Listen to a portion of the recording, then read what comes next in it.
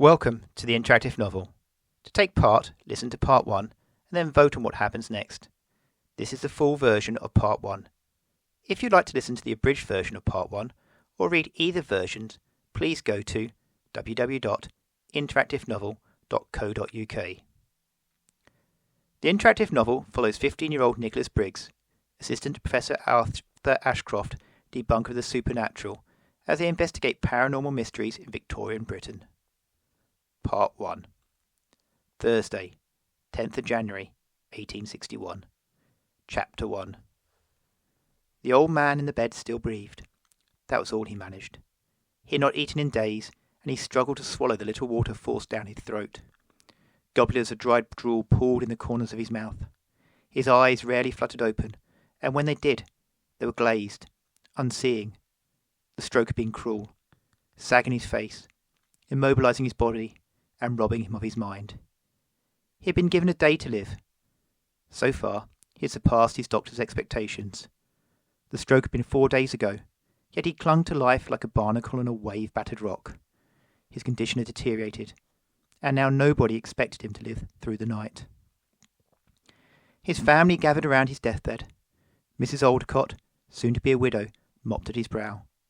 His sons Charles and Edward shared sombre looks from the foot of the bed, while his only daughter, Elizabeth, hovered at her mother's side with tear-filled eyes. On the opposite side of the bed, an elderly doctor examined Mr. Aldcott. He worked with the greatest of care, not to disturb the vigil, while enduring the watchful gaze of Professor Arthur Ashcroft.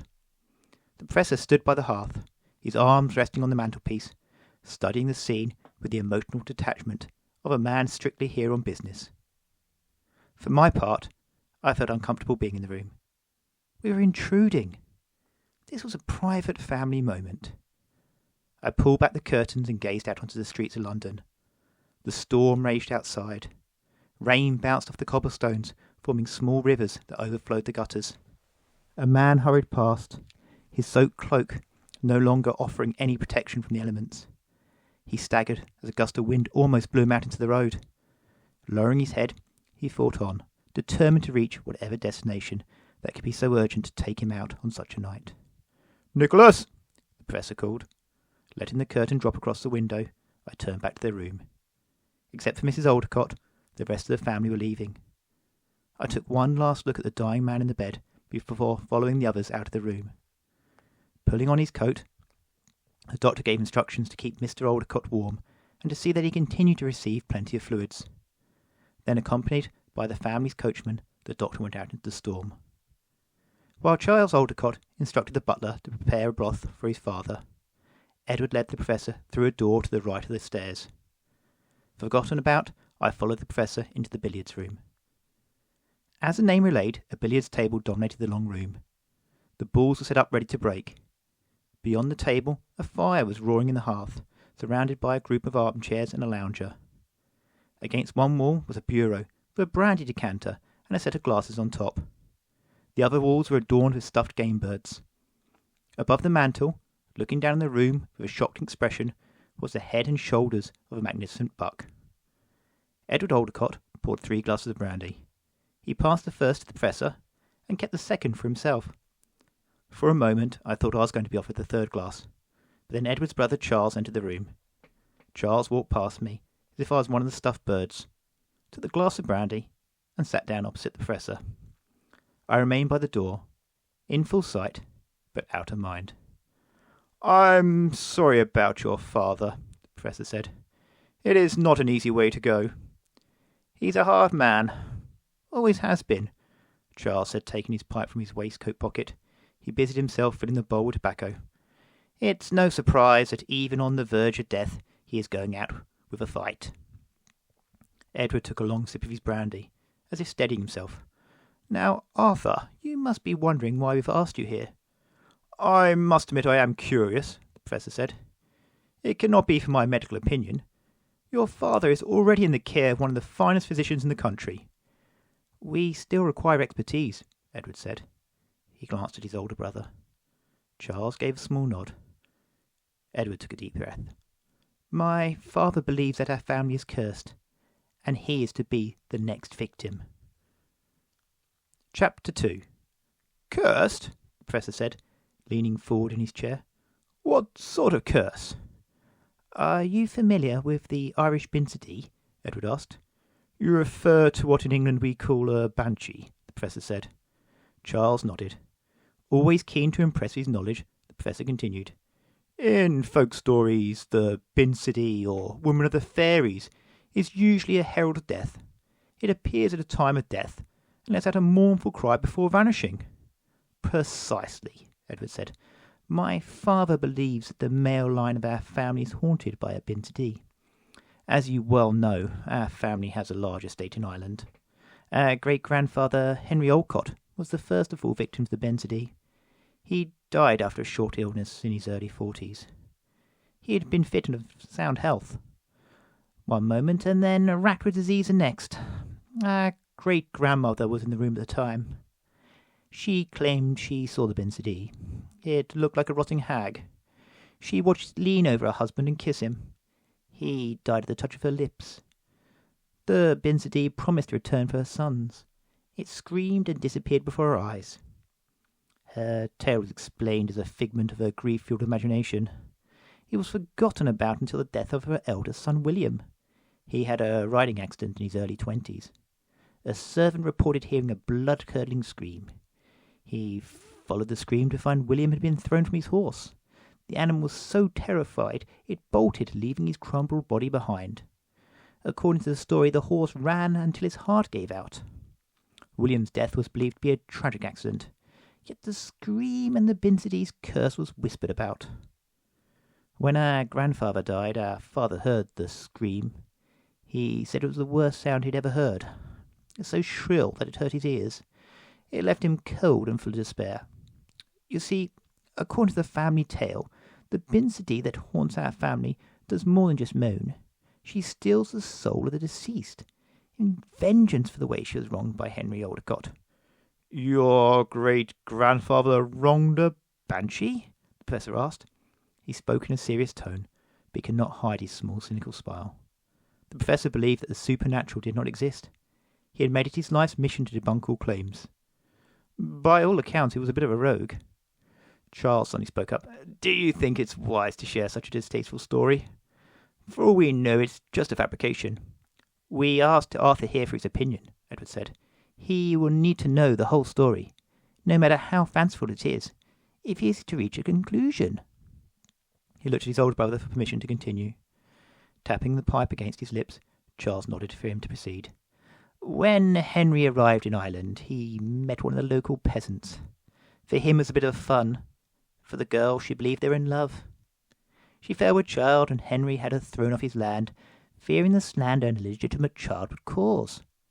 She had a son, but the child was sickly. She came to him for help, but he drove her away.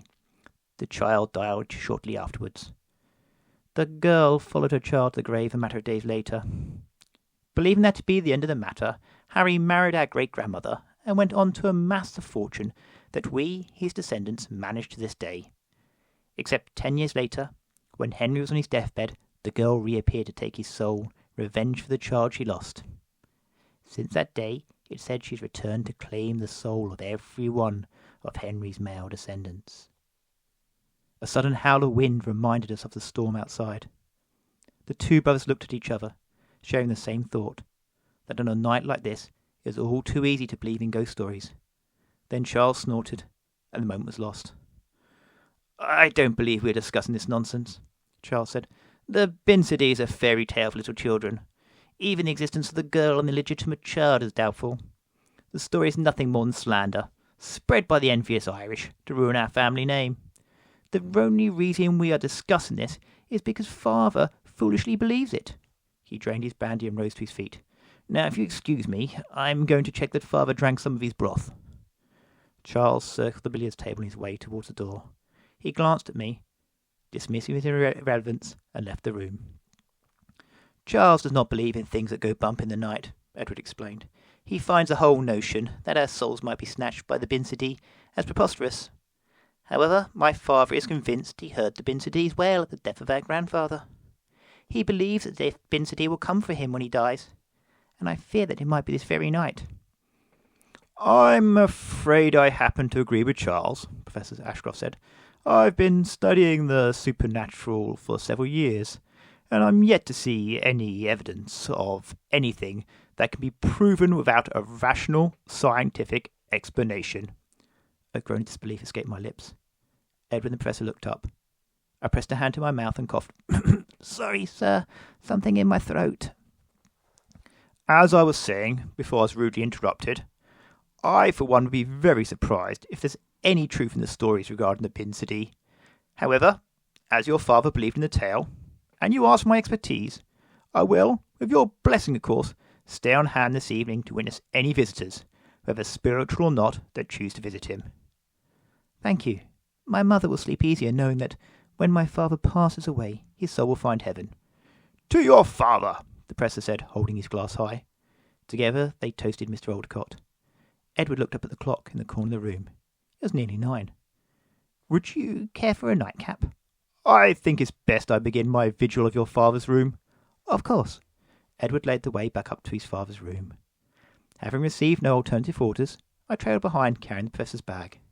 We met Charles leaving the room. They've managed to get a little bit of broth down his throat, but fearing they may drown him, they stopped. They will try again in the morning. I managed to persuade Mother to return to her room and rest. Tell her there's no need to worry, as Arthur has agreed to sit in with Father tonight, Edward said. Charles frowned. There's no need to fret, the Professor said. I have studied medicine, and if there's any deterioration in your father's condition, I assure you I'm the best person to have on hand. I suggest you take the opportunity to rest, safe in the knowledge that I'll summon you if required. See, nothing to worry about, Edward said, putting an arm round his brother's shoulder. Come, Charles, let us have another drink. It will help you to relax. I accompanied the Professor into Mr. Aldecott's room. A servant was busy adding coal to the fire. The room was sweltering.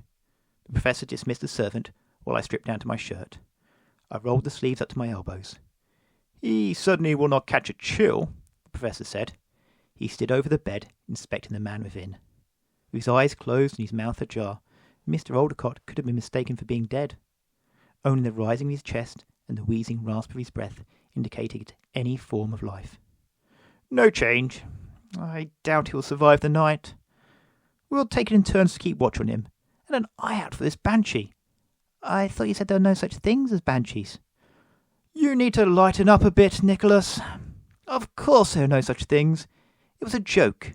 The Professor walked over to the only chair in the room. He sat down and gestured for me to pass him the bag. He took out a book, flicked to his page and began to read. I stood for a few moments, wondering what I was supposed to do. Sir? What is it, Nicholas? The Professor muttered, without looking up. What would you like me to do? I suggest you get some sleep. I'll do the first watch. You can take over in a few hours. But, sir, it's only 9 o'clock. If you do not take the opportunity to sleep now, you'll only regret it later. Besides, I do not want you falling asleep on your watch. I was not surprised that the Professor took the first watch. No doubt he intended to wake me when he felt tired. While he slept the rest of the night, I'll be left on watch through the early hours. A pile of spare sheets sat on a chest against the far wall. I picked up the sheets and took them to the window. I made a nest on the floor beneath the curtains. The sheets offered little comfort on the wooden floor, but were better than nothing. I closed my eyes and listened to the rain tapping against the glass, the crackling of the fire, the howling of the wind, and the wheezing of the dying man in the bed. Chapter 3. I woke with a start as water splattered against my face. The window was open. The curtains fluttered like flags in the wind. Shivering, I scrambled to my feet and pulled the window closed. Why had the Professor left the window open? Especially on a night like this. The old man would catch a chill. The Professor sat asleep in his chair. The book lay open on his lap where he had dropped it. So much for him staying awake. I turned to the dying man, and the moisture in my throat evaporated. Mr. Oldcott lay wheezing in his bed. But he wasn't alone. An emaciated woman dressed in rotting rags leant over him. She was more skeleton than flesh. Her skin, with its sickly yellow hue, was shriveled and tight on her bones. Her white hair resembled a spool of wire. The tip of her nose was missing. Her dark eyes were sunken in their sockets. She looked as she had crawled from a grave. Mr. Oldcott opened his eyes, and for the first time in days he stirred. Instead of withdrawing in fright from the skeletal spectre leaning over him, he moved his head eagerly towards her. The spectre bent down to meet his lips. Mr. Oldcott did not resist. Willingly, almost desperately, he kissed the spectre back. Mr. Oldcott began to shudder. His eyes rolled up in his head. He did not, or could not, break off the kiss. The spectre wrapped her bony fingers around the back of his head and pulled him closer. His feet thrashed under the blanket. Their embrace lasted until Mr. Oldcott began to choke. The spectre pulled her shriveled black lips away. Mr. Oldcott collapsed in his bed. His chest rose no more, and it'll never do so again. The spectre looked up from the dead body and smiled at me. Only a few black rotten teeth remained between her bleeding gums. I stumbled backwards, desperate to get away. The spectre glided towards me. Her limbs did not move. Her arms hung limply at her side. Her legs remained motionlessly as she glided forwards. My back struck the wall. She reached out her hand tipped with long, muddy fingernails. I shuddered at the thought of her touch. I could smell the decay oozing from her, a pungent smell of damp and fragrant flowers. I sniffed deeply. There was something intoxicating about her perfume. She moved closer and into the light. I'd been mistaken. It must have been the shadows by the bed playing tricks on my mind, for I completely mistook her. Her skin was not yellow and paper-thin. It was flawless and glowed with life. Her eyes were not black. In fact, they were a brilliant emerald green. As for her hair, it wasn't grey and wiry, but long and straight with a golden hue like rays of sunshine. Her lips were ruby red, and she was not skeletal, but voluptuous. She was the most beautiful woman I'd ever seen. She smiled, a smile so friendly and enticing that I forgot my fear, even surprised at her presence. The death of Mr. Oldcott was unimportant. The professor snoring in the chair an irrelevance. All that mattered was the beautiful woman in front of me. "Come to me, sweet boy," she crooned. Her voice sent tingles running up my spine. Smiling like an idiot, I stepped forwards. Words cannot do justice to her beauty. She placed her hands on my shoulders. Her touch felt like sparks flaring through my body. I had never kissed anyone before, except my mother, but that doesn't count, as it's not the same. Not that I had not dreamt about it, but in truth I found the thought of actually kissing a girl terrifying. The plunge into the unknown, the fear that she would not reciprocate my kiss, the worry I was lousy at it, the shame of embarrassing myself terrified me as much as any of the instances I'd investigated with the professor. But at that moment I didn't feel fear. I felt giddy. All I wanted was to feel her lips on mine. I moved my head towards her, free of all inhibition. "You're not an Oldcott," she croaked in a voice like that of a crow, and not of the songbird she was. Then before my eyes the glamour lifted. The spectre I'd seen leaning over the bed returned. She clutched me tightly in her bony fingers. Her long muddy nails dug into my arms. I clamped my lips shut and yanked my head away from her. "Pucker up, Nicholas," she cackled as I squirmed to break free. "Just pucker up, dear." I pressed my hands against her bony shoulders and pushed with all my might. Her bones creaked against the pressure. "Kissy, kissy, I know you want to," the spectre taunted. Her cold, stale breath was repulsive. The floral scent now stunk of decay, like a bloated dead badger in the sun. Desperate, I pushed against her. Her bony fingers clutched me tightly like fish hooks embedded in the skin. I could not break free. I yelled for the professor, but my voice was trapped in my throat. She let go, and I fell in a heap on the floor. I scrambled away on hands and knees towards the professor. I looked back, fearing the spectre was following. The beautiful woman had returned. She stood by the window, watching in amusement. I tilted my head to the left, and she turned back into the corpse. I straightened my head. The beautiful woman reappeared. She was like one of those optical illusions which trick the eye into seeing either a duck or a rabbit. But once you knew the trick, you could see both of them at the same time. She was both the hag and the beautiful woman. "Do not fear me, young Nicholas Briggs," said the Banshee. "My scarce is only for the male line of the Oldcott family. But for you, it might be an escape. For you are meddling in forces beyond your comprehension. But like a moth drawn to the flame, you cannot avoid your fate. A surprise visitor seeking help will set you on a dangerous path. Death stalks your future. Tread carefully, for one false step, and you'll be wishing that you meant my lips." The Banshee pushed the window open. The storm blew into the room.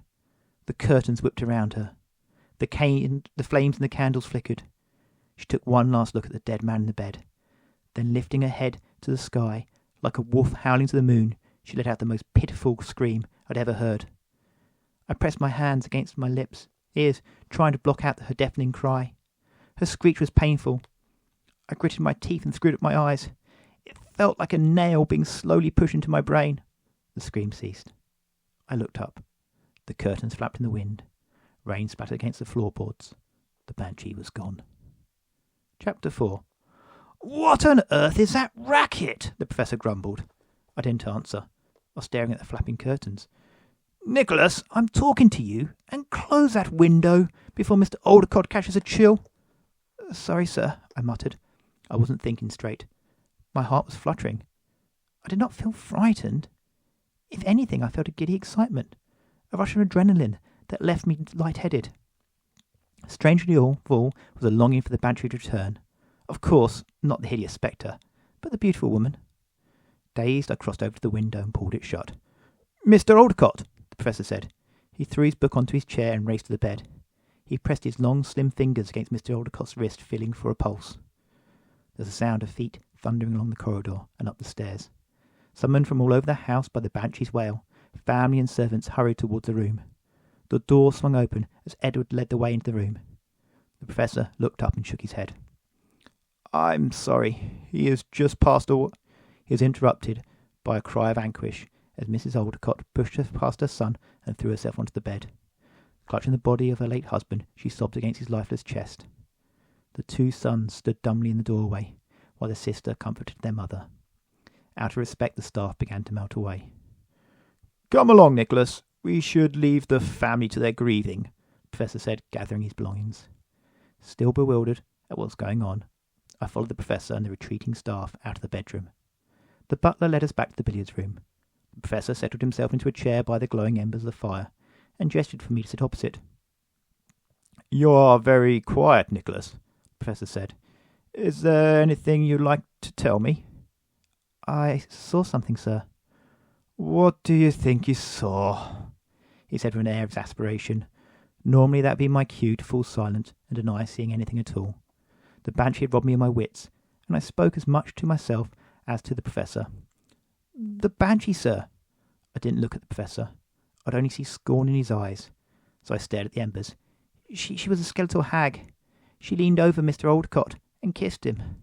She sucked his soul out of his body. She then turned to me. She is the most beautiful woman I'd ever seen. I wanted to... "Nicholas, take your hands away from your mouth while you're talking." Subconsciously, I had pressed my fingers against my lips. I wrenched my hand away as if it burnt. "Before we could kiss, she turned back into the hag. She then let out the most pitiful scream you heard and vanished." "There is a perfectly reasonable explanation for this," the professor said, smirking. "There is?" "You had a vivid dream." "It was not a dream." "There is no need to be embarrassed. It is common in young men to have such dreams." "It wasn't a—" I fell silent. The door opened and Charles and Edward entered the room. The professor rose to his feet. "I'm awfully sorry about your father. You have my full condolences." "Thank you," Charles said. "I must admit I am relieved that his suffering has finally come to an end." We heard the scream. Did you see it? The Binsity?" Edward asked. "Alas, no. The scream came from my assistant Nicholas," the professor said. I opened my mouth to protest, but the professor shot me a look to be quiet. "It seems he had a rather vivid dream, and he woke with a scream." "I could have sworn it sounded like a woman," Edward said, looking at me sceptically. "Definitely Nicholas. Rather shrill. A scream a little girl would make," the professor said. The two brothers looked at me. Even though he had just lost his father, Charles could not help sniggering. I held my tongue. It was not my place to contradict the professor.